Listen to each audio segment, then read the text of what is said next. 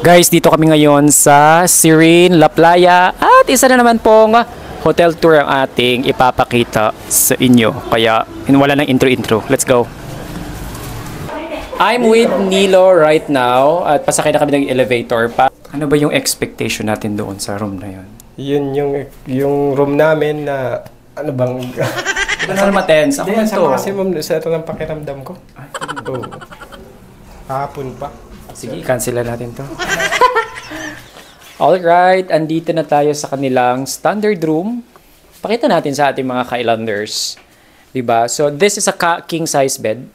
Tama? Tapos, good for 2 packs itong room na to. Okay, wala po kaming idea sa square meters, pero hindi siya ganon kalaki mga ka-islanders. Parang square type lang siya. So, parang studio yung peg nung room na to. As in, room lang talaga. Higaan lang talaga siya. Basically, perfect for couples. Bagong kasal. If ever na magkaka-honeymoon kayo, pwede kayo dito. Tsaka yung mga shoebet. Check natin yung comfort room. Yung comfort room naman is the usual comfort room na nakikita natin sa mga hotels. Gusto ko yung design ng kanilang CR kasi maganda yung details ng tiles nila. May pagka-brownish, which is maganda siya sa mata kasi medyo makulay siya tingnan. Hindi siya yung parang boring. Yung area naman dito, mga ka-islanders, this is like wala pang 1 minute away from the beach, no? Yes, sir. Kasi kung makikita niyo sa ating likuran, yan, pa-beach na po yan. Pero kapag mabagal ka maglakad, aabutin ka talaga ng 1 day. Let's talk about the price. How much naman itong price na to? Yung room na to, Nilo? So today, sir, nag-range siya ng 3.8 kasi naka-dynamic price yung ano namin. What do you mean by dynamic? Na yung nag-change siya every day. May changes. Yeah. But let's say for example, may kids or may kasama. Ano naman ang ano nyo doon? Sa kids naman po, pag 5 years old up po, may additional kami, which is half price pag kid po. Okay, nandito kami ngayon sa second room na ating i-check yung kanilang deluxe room. So this room is double bed, dalawang bed. At anong size ng bed na to? Queen. Uy, alam nyo ba, usually sa mga na-check ko ng mga hotel is yung isa queen, tapos yung isa parang single bed lang. Ito, talagang very comfy. So this is good for ilan yung capacity nito if 4 ever? packs. 4 packs. Yeah. 4 packs yung pwedeng maka-occupy dito. Maka-occupy dito. As in, yun na yung pinaka-maximum nyo if ever.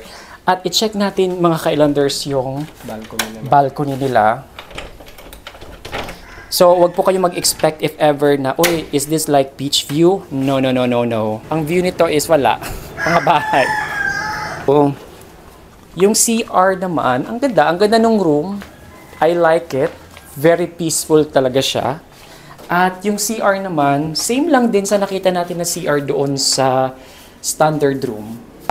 So yung price nito, wala pa kasi kaming price. So I will just put the price na lang dito or sa link below. Ilalagay ko na lang. Alright? But by the way, all prices ng mga hotels dito ay nakadepende yan sa everyday, kasi may changes everyday. Hi guys! We're back sa Chris TV.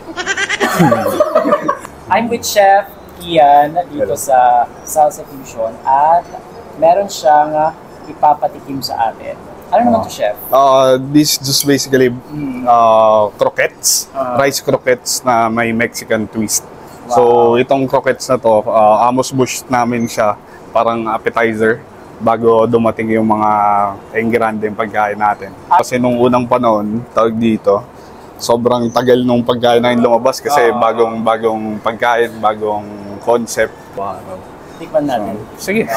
Paano ba ganito lang? Essential na ship, wala kasi kami dito sa bahay namin. Wala rin ganyan sa bahay namin, kaya nga nandito yan.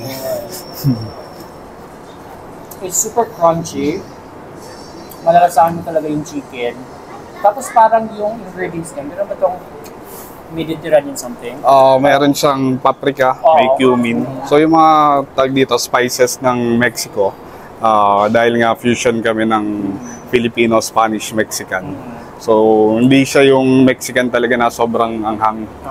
Pero kumbaga catered siya para sa panlasang Pinoy. Ang sarap, hindi siya nakakaumay. Diyan, try mo. Super sarap. Friend of. Diba? Sa...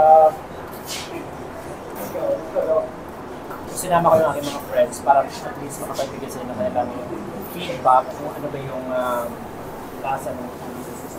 How was the experience? Okay naman. Sarap din. Sarap. Perfect. Okay. Thank you. Uwi na tayo. Starter pa lang, ulam na. Chef, saan ba nagsimula ang pangalang salsa? 2 years ago, nung kinoconceptualize namin ito, so yung boss namin is siya, Mexican fanatic. So sabi niya sa akin, pwede mo ba akong gawan ng Mexican na pagkain pero may Filipino twist. So kumbaga mag-focus tayo sa pagkain natin, tapos i-highlight natin yung Mexico at saka Spain. So ang salsa kasi may tomato, may onion, may spices. So technically kung ano yung salsa, yun na rin yung rin-represent niyang concept namin, which is fusion nga. Kailan ito naman establish? 2021 January. Siyempre, we're super excited na, especially ako, na matikman natin yung talagang pangmalakasan at best seller din yung mga inihahanda dito sa restaurant. Ano ba yung potahing ikakakain mo sa amin today? Ang pinaka-best seller namin is porchetta bagnet. So porchetta is not an Italian or is not an Mexican name. Kasi Italian siya. It's my way of honoring my chef before na nag-train sa akin, which is Italian nga. Pinag-infuse ko yung porchetta ng Italiano at saka bagnet ng Ilocano kasi I'm from Baguio. Ano naman yung next natin siya? Paella, mariscos, yun din yung next favorite ng mga kumakain dito. Spin naman siya in origin, pero tawag dito, linagyan din natin siya ng Mexican twist, kaya meron siyang coriander, meron siyang lemon aioli, pasta negra. Pasta negra. So gusto ko rin ulit i-showcase yung Italian cuisine, Italian techniques, which is homemade pasta. So yung kulay ng pasta is black dahil nga sa squid ink. Tapos yun din, may seafood. Yung broth niya is para ka rin kumain ng dagat, parang gano'n. Ano yung something na meron sa restaurant niyo sa salsa na masasabi nyo dito talaga kayo magkain? Combination kasi kami ng service tsaka good plating tsaka good food.